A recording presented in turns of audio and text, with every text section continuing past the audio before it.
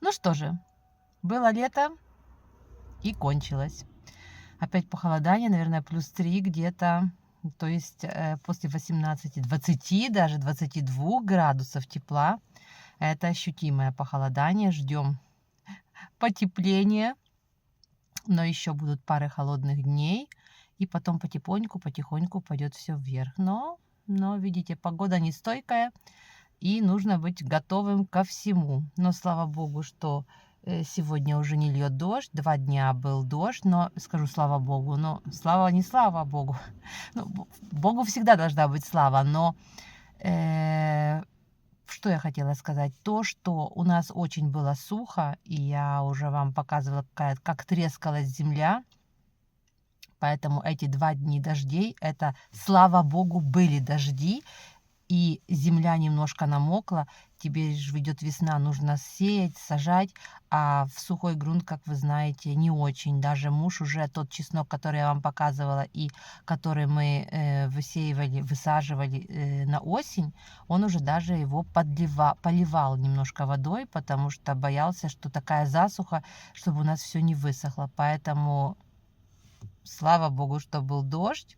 Вот, конечно же, 2 дня без перестанку он лил, но это был орошающий такой, ну, спасительный дождь, да. Вот, поэтому уже можно потихоньку что-то начинать в огороде делать. Муж даже посеял редис. Будем потихоньку начинать наши огородно-полевые работы, вот, потому что если уже будет потепление, то растения начнут уже свой такой рост, и нужно уже начинать сезон, как говорится. Но я буду вас о всем информировать, что мы будем делать, в какой последовательности и вообще, что в этом году планируем. Купила на рынке мясо, и чтобы его не замораживать, сразу делаю полуфабрикаты на всю неделю или даже больше. Накрутила голубцов. Сейчас их заморожу, потом только разморожу и буду тушить. И еще покажу вам. Вот сделала тефтельки. Тоже их заморожу в сыром виде. Потом буду сразу делать соус и тушить на неделе. И еще у меня получились котлетки рубленые. И также шницели. Вот так шницели я положила на вот такую бумагу. И вот так буду их замораживать, потому что места много не будет в морозилке с этим всем моим добром. Но я уверена, что это меня очень и очень выручит. Вот еще немножко котлет. Так что, видите, очень много таких заготовок получилось. И сегодня мы сеем помидорчики. Вот так. Ювелирная работа, посмотрите. Пинцетиком, чтобы не было потом проблем. С разделением помидорчиков вот так делаем луночки маленькие. И пинцетиком эти малюсенькие зернышки вкладываем сюда.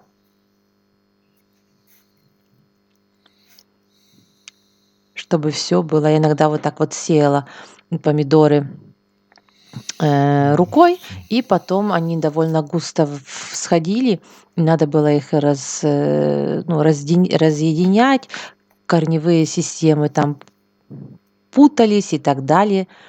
И вот муж решил в этом году сделать при помощи пинцетика. Видите, каждую луночку он так закрывает. Хирургическая работа, можно сказать. Но посмотрим, как это будет. Особенно если, не дай бог, не все прорастут зернышки. Ну что ж, надо экспериментировать. Ну что, хотя суббота, для многих суббота это выходной день, но у меня сегодня рабочая суббота.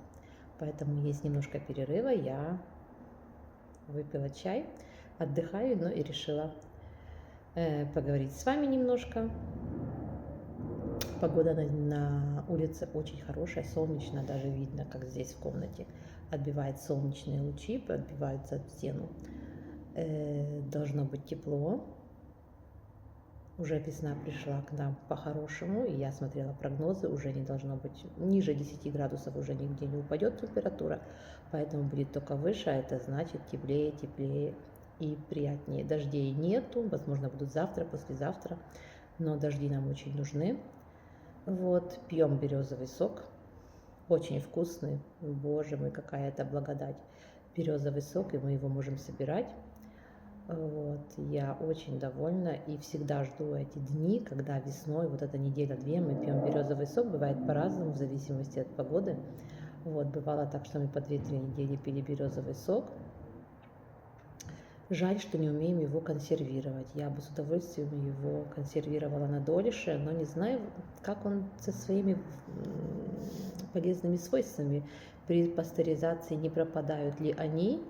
Вот, я бы с удовольствием, если у вас есть способы на то, как законсервировать березовый сок, обязательно напишите в комментариях. И что вы думаете по поводу того, сберегаются ли в нем все вот эти полезные микроэлементы и вообще эти свойства березового сока. А пока наслаждаемся, я пью и утром, и когда прихожу домой. Вот, вкус просто изумительный. Все-таки какая натура умная, что вроде бы вода из земли идет, но так фильтруется через береза ее так фильтрует и вообще наполняет такими свойствами лечебными, что только удивляться и удивляться, какой это компьютер, природа, как она устроена и как здесь все имеет свои законы, правила.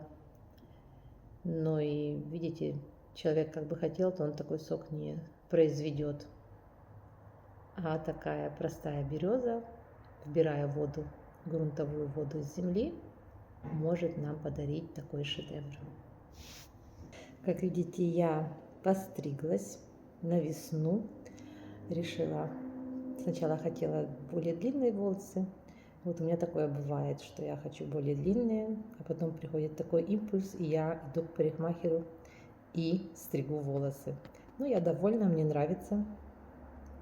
И тогда мне не нравилось, и сейчас мне нравится, так что просто нужно иногда поменять немножко, не то чтобы стиль, но поменять немножко оболочку. Я довольна, что я постригла волосы, сейчас лето, будет легче и укладывать, и ходить будет лучше, когда вот такая жарища начнется, тогда будет меньше шея потеть. Вот. А к зиме я люблю немножко иметь более длинные волосы, вот, поэтому пользуюсь разными вариантами. Самое главное найти того парикмахера, который будет вам не то чтобы приятен, но у которого будут хорошие золотые руки и который подберет прическу для вашего лица, вашему типажу. Вот, и с которой вы будете чувствовать себя хорошо. Вот я как раз себя чувствую хорошо в такой прическе, не собираюсь ничего менять, хотя когда-то давно я ходила с такими волосами, у меня были волосы по пояс, такие длинные, те, кто меня знает уже давно, говорят, что я очень изменилась, потому что у меня были очень длинные волосы, вот, много-много лет, но длинные волосы — это много работы при волосах, и нужно их по-другому укладывать, так что там свои заморочки. Но сейчас я уже такие по пояс, я уже не хочу таких волос по пояс. Вот, раз и навсегда я обстригла волосы, и теперь только между такими более длинными и коротенькими. Ну, более длинные — это у меня вот так максимум вот так отрастают, и потом я уже не выдерживаю и иду к парикмахеру.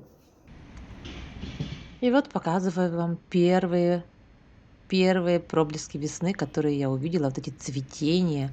Это, наверное, черемуха, не знаю, что за дерево. Вот здесь уже цветет первое, но запаха нету, как у черемухи обычно такой интенсивный запах, здесь его нету. Не знаю, что это за дерево, но цветы шикарные. И еще вам покажу этот кустик, он у меня тоже есть. Этот кустик называется в Польше пигва. И у меня пока что цветочков нету, но они очень красивые, и потом осенью появляются желтые фрукты. А вот форсиция прекрасно, у меня только чуть-чуть начинает цвести, а здесь просто утопает в желтых цветах. Как я обожаю эти первые весенние вестники. Всего прекрасного. И на этом кончаю мой влог. Не забывайте, пока-пока.